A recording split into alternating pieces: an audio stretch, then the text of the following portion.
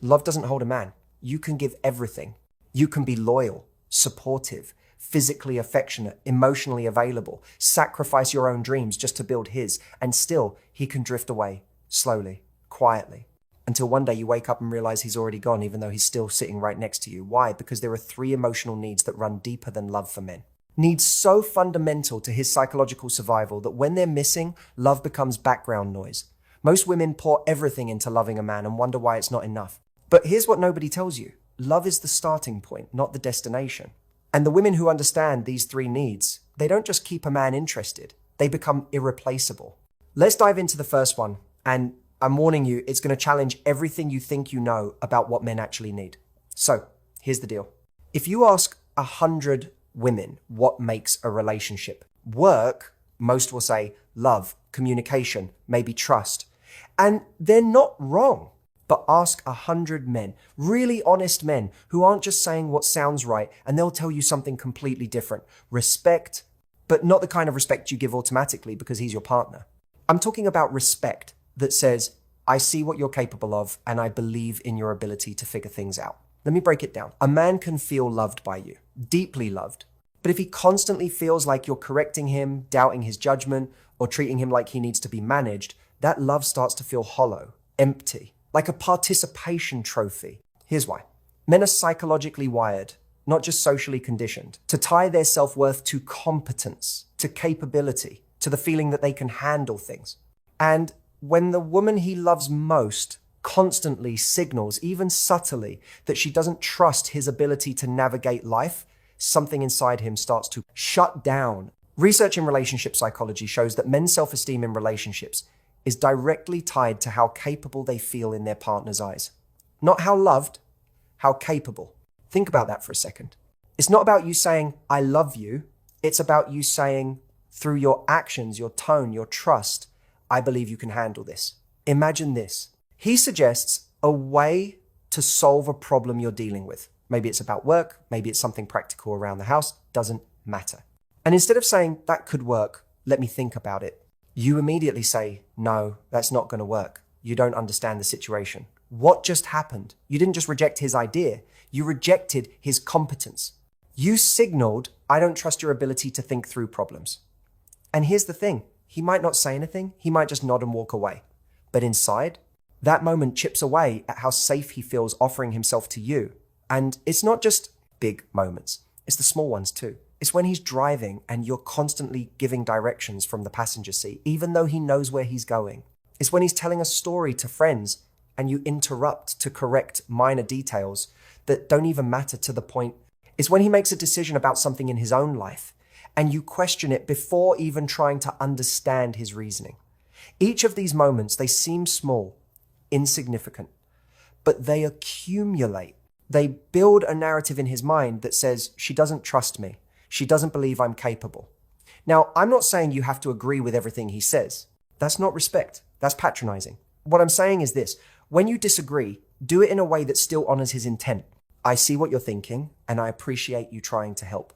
Here's where I'm coming from. That response says, I trust that you're capable, even if we see this differently. And that's what he needs. Here's the part most women miss. Men don't want you to worship them. They don't want blind praise. What they want is to earn your respect after you've seen them struggle, after you've watched them fail and get back up, after you've seen them at their worst and still believe in their ability to grow. That kind of respect is not surface level, it's soul level. And when a man feels that from you, when he knows you respect his capability, even when he stumbles, he doesn't just love you, he commits to you hard. Because you've given him something most people never will. The belief that he's enough, even when he's still figuring it out. Think about it this way. When he feels respected by you, he walks taller. He speaks with more confidence. He takes on challenges he might otherwise avoid. Why? Because your respect fuels his self-belief. It's like oxygen to his sense of purpose. And when that respect is missing, when he feels like you're constantly doubting him, it doesn't matter how much you say you love him. That love feels conditional. It feels like it's based on him being perfect, not on him being real. But respect alone won't keep him emotionally locked in. Because the second emotional need, this one's so primal, so deeply embedded in male psychology that when you meet it, even once, you become the woman he measures everyone else against. And no, it's not sex. It's not love. It's something that touches a part of him he doesn't even know how to name. Stay with me. This next one changes everything. Let's talk about something most women fundamentally misunderstand about men. The hero instinct. Now, before you say, I don't need a hero, I'm independent, stop. Because this isn't about you needing saving. This is about him needing to feel like his presence in your life matters. That he's not just there. He's necessary. Here's the truth. Men are hardwired to derive meaning through purpose, through action, through the feeling that they contribute something valuable to someone they care about. It's not about ego. It's about identity. A man doesn't just want to exist in your life. He wants to improve it, even in small ways. When you let him help you with something, when you say, I feel better when you're here, or I'm so glad you handled that, you're not feeding his ego. You're feeding his need to matter. Ever notice how his entire energy shifts when you genuinely need him for something? How he lights up when you ask for his help, even with something small? That's not about control. It's about significance. Because for a man, feeling needed, feeling like he has a role that only he can fill, that's where his emotional security lives. And when he feels that with you, when he feels like he's your safe place, your steady ground, your go-to person, something happens. He bonds deeply, unshakably. But here's where it gets tricky. And this is where most women accidentally sabotage this need without even realizing it. A man needs to feel like your safe place, but he also needs to feel like he hasn't lost himself in the process, like he's still his own person, that he hasn't been absorbed into your world so completely that he's forgotten who he was before you. Because the moment he feels like being your hero means sacrificing his identity, his autonomy, his sense of self, he starts to pull back. Not because he doesn't love you, but because he's suffocating. Let me paint a picture. You're going through something stressful, work, family, whatever, and he shows up. He listens, he offers support, he helps you problem solve. You feel better, he feels needed, everyone wins. But then it becomes the default. Every day, every conversation, every interaction is about your stress, your problems, your emotional world. And slowly, without either of you noticing, the relationship becomes one-directional. You're leaning and he's holding. You're sharing and he's absorbing. And at first, he's okay with it because he wants to be your safe place. But over time, he starts to feel less like a partner and more like a support beam. And support beams don't get nurtured. They just hold things up until they crack. Here's the secret that most women don't know. A man doesn't want to be your everything. He wants to be your something essential. He wants to be the person you turn to when it matters, not the person you unload on by default. He wants to feel like his presence makes a difference, not like he's your emotional dumping ground. And when you create space for him to be your hero without making him your entire support system, when you show him that you value his strength but also respect his limits, that's when he feels safe being all in. And here's another layer most people miss. When a man feels like he's your hero, but you also respect his need for autonomy, he doesn't feel trapped by your needs. He feels energized by them because now his support isn't coming from obligation, it's coming from choice. And that makes all the difference. When he chooses to show up for you because he wants to, not because he has to, that's when his support becomes sustainable. That's when it doesn't drain him. That's when he can keep showing up year after year without burning out. And here's the thing, most women think they're creating that space. They say, you can talk to me about anything. They encourage him to open up. But then when he finally does, when he finally lets his guard down and shows you the weight he's carrying, the response he gets determines everything. If you immediately jump into fix-it mode, okay, here's what you need to do. He shuts down because he didn't ask for solutions. He asked to be seen. If you get anxious or uncomfortable with his vulnerability, are you okay? Is everything all right? He learns that his emotions make you uneasy, so he stops sharing.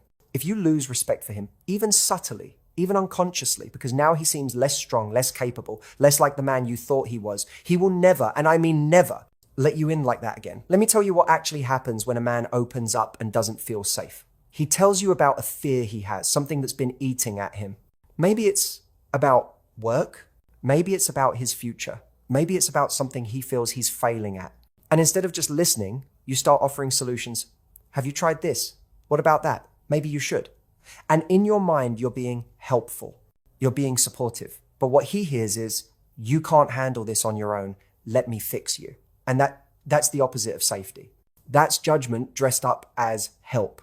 Or maybe he shares something vulnerable and you bring it up later in an argument. Well, you said yourself that you struggle with this. Now you've weaponized his vulnerability. You've shown him that what he shared in a moment of openness can be used against him when things get hard. And that's a betrayal he won't forget. Because now he knows that opening up comes with a price. And most men, when they learn that lesson, they stop paying it. They close up. They go back behind the walls. And they never fully let you in again. But if you can sit with his pain without trying to fix it, if you can let him be scared without making it about you, if you can hold space for his vulnerability without losing sight of his strength, something shifts. He doesn't just feel loved, he feels safe. And for a man, safety is rarer than love. Love is everywhere. People love their partners all the time. But emotional safety, the kind where he can fall apart and know you won't think less of him, that's rare. That's precious. That's the thing that makes him bond to you in a way that goes beyond attraction, beyond chemistry, beyond romance. That's when love becomes loyalty. Research in neuroscience shows that men actually experience oxytocin, the bonding hormone, more intensely during emotionally vulnerable moments than during physical intimacy. Let that sink in.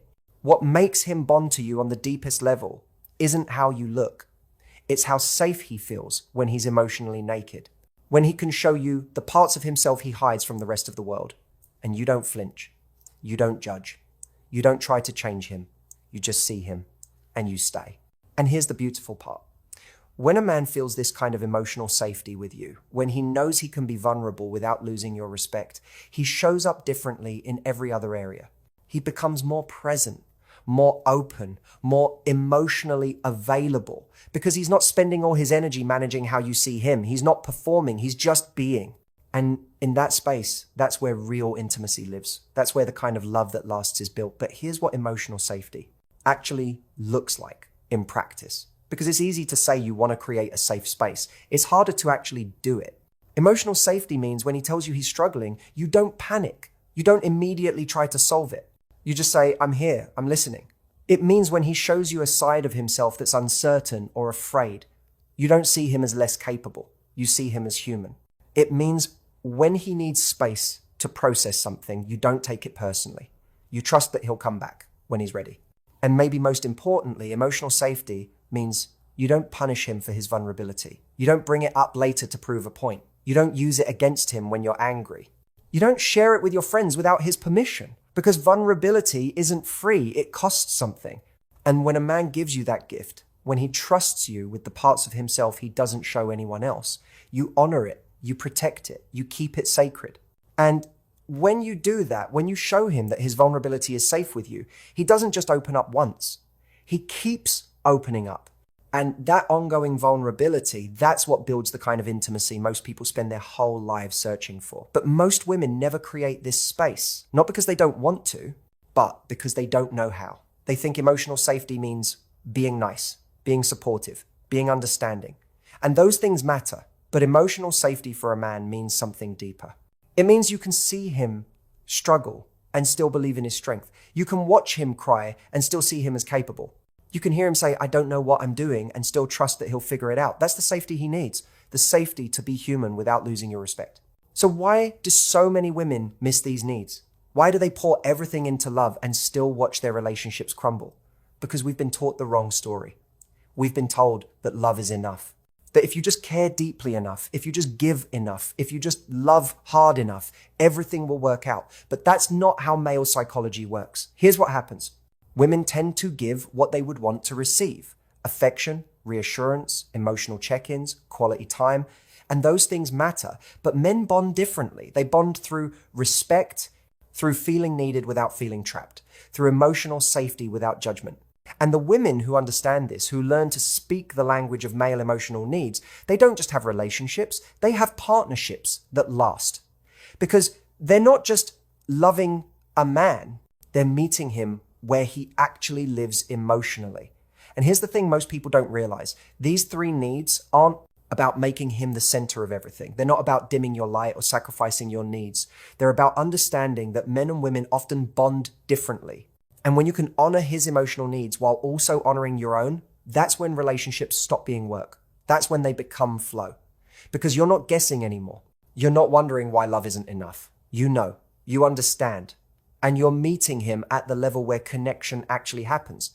The women who get this, they stand out, not because they're more attractive, not because they're more agreeable, but because they understand something most people never learn.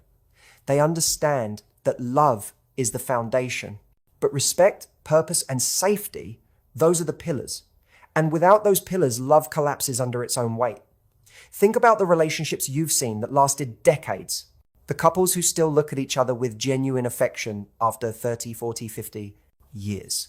I'd bet that in those relationships, these three needs are being met consistently. She respects his capability. He feels needed without feeling consumed. They've both created a space where vulnerability is safe. And because of that, love doesn't fade, it deepens, it matures, it becomes something sustainable. Love is powerful. Don't misunderstand me. Love matters. But love without respect feels empty to a man. Love without purpose feels suffocating. Love without emotional safety feels lonely.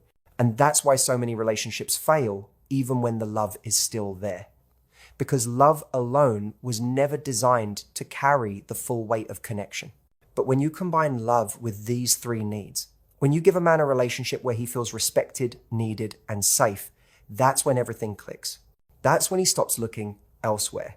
Not because you've trapped him, but because he's found something rare, something most men spend their entire lives searching for. A woman who sees him, who needs him without consuming him, who holds space for his vulnerability without losing respect for his strength. That's the woman he commits to. That's the woman he protects. That's the woman he builds a life with. Not because she's perfect, but because she understands him in a way most people never will.